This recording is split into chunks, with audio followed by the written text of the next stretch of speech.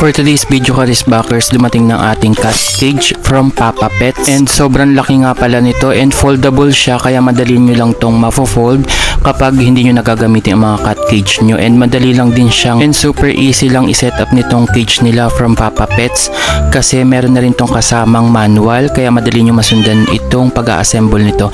Napakaganda niya kasi foldable siya, bukod dyan may kasama na rin tong gulong para kapag gusto nyong hilahilahin yung cage na to, since malaki nga siya. Nagulat nga ako kasi sobrang laki pala nito, kasi ba naman 4 layers ba naman tong cage na to, kaya nagustuhan ko siya. Since medyo madami-dami na nga ang ating pusa, kaya kailangan natin kahit papano is lalong-lalo na magagamit na to kapag niliguan natin ang mga pusa natin para hindi sila agad madumihin ulit.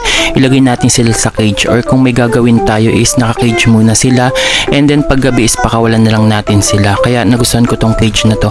And kapag bumili kayo sa Papa Pets ng cage nila, cat cage dito, is may free itong cat scratchers, kaya napakaganda nito kasi may free na kayong scratchers, hindi na kayo bibili.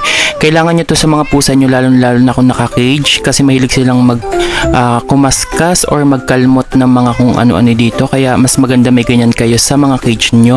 Bukod dyan na adjust ito ng ganyan, kaya kung gusto nyong ilagay kung saan mga cage na part is madali nyo lang siyang maikabit ulit, kasi iikutin nyo lang siya, i-rotate nyo na ng ganyan, malalak nyo na siya sa mga cage.